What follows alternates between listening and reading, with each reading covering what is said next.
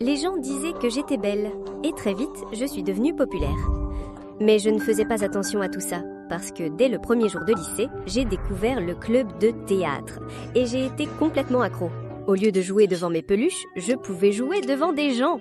Pendant les 4 années de lycée, j'ai été la star de toutes les pièces qu'on a montées, et je savais exactement ce que je voulais devenir en grandissant, une actrice célèbre. Mais être une actrice célèbre, ce n'est pas toujours rose. Il y a énormément de pression. À chaque nouveau film, les critiques sont là à la première, stylo en main, prêts à sauter sur la moindre erreur. Et puis, il y a les fans. Ne vous méprenez pas, je suis super reconnaissante envers mes fans et je le leur dis tout le temps sur mes réseaux sociaux. Mais certains sont juste bizarres. À chaque première, ils font la queue dehors pour avoir un autographe. Mais certains ne respectent pas les limites et courent au-delà de la sécurité pour me faire un câlin ou me dire qu'ils m'aiment. Franchement, c'est épuisant. Au début, c'était agaçant. Et j'ai juste accepté que c'était le prix à payer pour être aussi talentueuse et belle. Mais honnêtement, maintenant j'ai juste peur.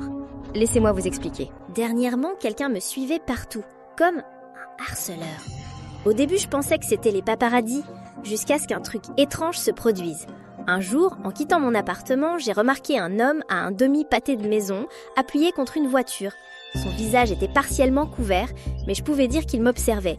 Le plus étrange, c'est qu'il n'avait ni appareil photo, ni rien. Et dès qu'il a vu que je l'avais repéré, il s'est enfui. La deuxième fois que c'est arrivé, je me suis énervée. Et cette fois, je me suis lancée à sa poursuite. J'ai probablement couru un bon kilomètre et perdu la moitié de mon maquillage avant de le rattraper. J'étais immédiatement embarrassée parce que je me suis rendu que ce n'était qu'un homme plus âgé en train de faire son jogging. Il tremblait de peur et pensait que j'essayais de le voler. Mais c'est la 3e fois qui m'a vraiment fait flipper. Cette fois-là, c'était juste après une journée de tournage et j'attendais que mon petit ami Julian Summers vienne me chercher. Oui, mon petit ami est le Julian Summers, il est génial. Bref, j'attendais Julian, j'étais dans un quartier que je ne connaissais pas et j'étais toute seule. Enfin, c'est ce que je croyais. Puis tout à coup, j'ai aperçu le même type à capuche. Cette fois, j'étais sûre que c'était lui et je me suis lancée à sa poursuite. J'étais déterminée, mais juste au moment où je pensais la voir, il a tourné dans une ruelle et a disparu. En reprenant mon souffle, j'ai regardé autour de moi pour voir s'il se cachait.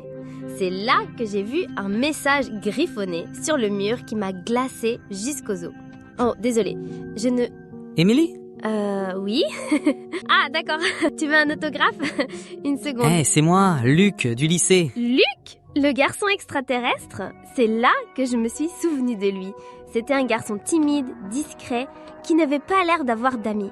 Il parlait rarement, mais quand il le faisait, c'était toujours le même sujet, les extraterrestres, les ovnis, pannes, peu importe comment on les appelle. J'avais de la peine pour lui, mais il était vraiment bizarre. Et il ne ressemblait en rien au garçon qui se tenait devant moi maintenant. Si seulement il avait... Désolée, je ne t'ai jamais appelé comme ça. Non, c'est bon, c'était il y a longtemps. Au fait, félicitations pour ta carrière d'actrice célèbre. J'ai toujours pensé que l'auditorium du lycée était un peu trop petit pour toi. Et puis, Julian est arrivé. Il adore faire des entrées remarquées. Hé, chérie, c'est qui ? Un ami à toi ? Salut, je suis Luc. Non, on était juste dans la même classe au lycée. Ah, eh bien, un ami d'Émilie est un ami à moi. Je voyais bien que Julian essayait de jouer les cools devant Luc. Mais je connais Julian, et je sais qu'il n'y a personne de plus compétitif que lui. Et je voyais bien que me voir avec Luc le dérangeait. Évidemment, il n'a pas mis longtemps à aborder le sujet. Alors, un ami du lycée, hein ? Non, Julian, comme je l'ai dit, on était juste dans la même classe. Je le voyais à peine. On dirait que tu rougis. Incroyable, tu es jaloux ? Moi ? Je voyais bien que Julian se sentait menacé par Luc. Et pour être honnête, j'aimais bien le voir se tortiller un peu. Mais j'ai tout de suite commencé à me sentir coupable en réalisant où il nous emmenait.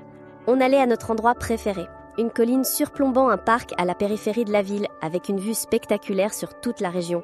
Cette colline est probablement mon endroit préféré au monde.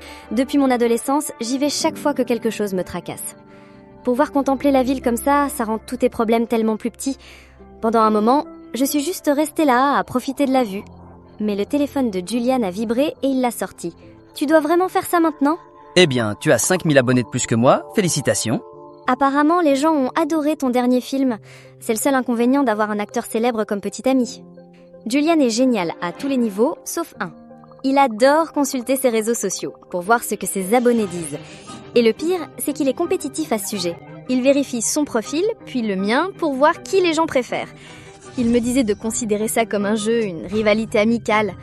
Mais je n'aimais pas ça. Surtout parce que chaque fois que j'avais plus de visibilité que lui, il le prenait mal. Il détestait l'idée que j'ai plus de fans que lui. C'est là que je me suis souvenue du harceleur et que j'ai décidé d'en parler à Julian.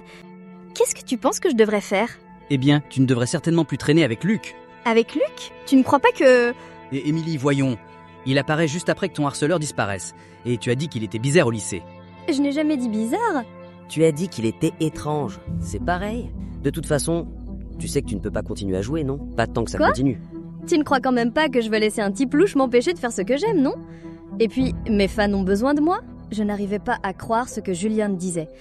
Je comprends qu'il veuille me protéger, mais comment pouvait-il me demander d'abandonner mon rêve, même temporairement? Je pensais à son obsession pour sa propre célébrité, et je ne pouvais m'empêcher de trouver ça un peu hypocrite. Mais en même temps, est-ce que je réagirais pareil s'il était en danger? Ce soir-là, j'ai décidé de me changer les idées, après toute cette histoire de harceleur. Alors je me suis jetée sur le canapé et j'ai regardé des vidéos d'animaux drôles pendant une bonne demi-heure, jusqu'à ce que je sois curieuse de voir ce que les gens disaient de moi et de mon nouveau film. Je suis allée sur ma page et j'ai commencé à lire les critiques. Ils étaient vraiment enthousiastes à propos de ma performance. Pas étonnant que Julian soit jaloux, il parlait même de moi sur sa propre page. Puis j'ai remarqué un message privé que je n'avais pas vu au début. Quand je l'ai lu, j'ai eu le vertige, et tout mon corps s'est glacé. Peut-être que Julian avait raison. Peut-être que j'étais imprudente en ignorant la menace. Ne sachant pas quoi faire, j'ai laissé mon téléphone sur le canapé et j'ai couru hors de l'appartement, dans le couloir. Je ne savais pas vraiment ce que je fuyais, puisque le harceleur n'était pas sur mon téléphone. Mais j'étais trop effrayée pour rester immobile. J'ai bondi et couru dans le couloir. Et c'est là que je suis tombée sur... Luc ? Qu'est-ce qui ne va pas? Qu'est-ce que tu fais ici ? J'habite ici. Je viens d'emménager il y a quelques semaines. C'est alors que je me suis souvenue de ce que Julian avait dit. Luc était le harceleur. Tout devenait clair. J'ai compris à quel point j'avais fait une erreur en faisant confiance à un garçon que je connaissais à peine, même au lycée. J'espérais qu'il n'était pas trop tard. Je suis retournée en courant dans mon appartement, j'ai claqué la porte et retenu mon souffle. Espérant qu'il me laisserait tranquille. Les jours suivants furent un véritable cauchemar. Maintenant que je savais que mon harceleur vivait juste au bout du couloir, je me sentais piégée. Je ne pouvais plus dormir. Je n'arrivais presque plus à manger. Je ne voulais même plus sortir de chez moi. J'ai manqué 3 jours de tournage et j'ai simplement dit au réalisateur que j'étais malade. Un jour, j'ai entendu frapper à la porte. Sans l'ouvrir, j'ai regardé par le Judas et j'ai vu Luke qui attendait dehors. Tu vas bien, Émilie? Je ne voulais pas en parler à Julian, car je savais qu'il paniquerait. Mais je ne pouvais plus rester enfermée non plus. Un après-midi, j'ai discrètement ouvert la fenêtre de ma chambre et je me suis glissée sur l'escalier de secours. Puis j'ai descendu les marches jusqu'à la rue. Je savais qu'il n'y avait qu'un seul endroit où je me sentirais en sécurité. Émilie, c'est moi. Je sais que c'est toi. Reste loin de moi. Tu sais quoi ? Je n'ai plus peur de toi. Tu peux me faire du mal, mais je ne vais jamais arrêter de jouer. Arrêter de jouer? Pourquoi est-ce que je voudrais que tu arrêtes de jouer? Attends. C'est pour ça que tu me harcèles, pas vrai ? C'est pour ça que t'as écrit ce message sur le mur de la ruelle ? Oh, ça... Attends, qu'est-ce que tu fais ? Je comprends pas. Pourquoi ? Réfléchis. Julian a peur de toi. Il a peur que tu deviennes plus célèbre que lui. C'est pour ça qu'il veut que tu arrêtes de jouer. Il fait semblant qu'il y a un harceleur pour que tu abandonnes ta carrière. Mais pourquoi t'as cette vidéo ? Et pourquoi je tombe toujours sur toi ces derniers temps ? Je te protégeais de Julian et de quiconque pourrait te faire du mal. Tu ne me connaissais pas, mais la vérité c'est que je suis tombé amoureux de toi au lycée. Je ne te l'ai jamais dit. Mais maintenant que c'est peut-être ma dernière chance, je vais le dire. Je t'aime. Il m'aime ? Aussi étrange que ce soit d'entendre ces mots de la part de quelqu'un que je ne connaissais à peine, ça semblait juste. C'est alors que Julien est apparu de nulle part. Émilie, éloigne-toi de lui. Il devait être caché, car tout à coup, il est sorti de derrière un arbre et s'est dirigé vers nous. Ne la touche pas. Julian, je sais que c'était toi. Tu es le harceleur. Luc m'a tout raconté. Luc ? Qu'est-ce que Luc sait ? Allez, éloigne-toi de ce type et rentrons à la maison. C'est fini, Julian. Je t'ai dit de t'éloigner de lui. C'est là que j'ai vraiment eu peur. Julian était totalement hors de contrôle. Et maintenant, il avait une arme. Julian, ne fais rien que tu pourrais regretter. Viens vers moi et personne ne sera blessé. Je ne voulais pas quitter Luc, mais je n'avais pas le choix. Julian était clairement devenu dangereux. Et je ne voulais prendre aucun risque pendant qu'il tenait une arme. Alors, le monstre pensait pouvoir me voler ma copine ? Tu sais qui je suis ? Je suis le plus grand acteur de notre génération. J'avoue, j'étais le harceleur depuis le début. Mais comment pouvais-je empêcher Emily de me voler la vedette? Une fois qu'elle arrête de jouer, il n'y aura plus personne d'aussi célèbre que moi. Je suis né pour la caméra. Mais 2 millions d'abonnés semblent vraiment apprécier ce moment. Oh, 2 millions et 1 maintenant. Dites bonjour. Une fois qu'il a compris qu'il était observé par des millions de personnes, Julien n'était plus si menaçant. Il a essayé de faire croire qu'il plaisantait, mais une vidéo ne ment pas. On jouait juste, hein, Emily? Bien sûr. Bien sûr. Bon, je dois y aller, mais n'oubliez pas de regarder mon nouveau film. Il s'appelle... Oh non, tu ne vas pas t'en sortir comme ça. Tu disais que tu partais?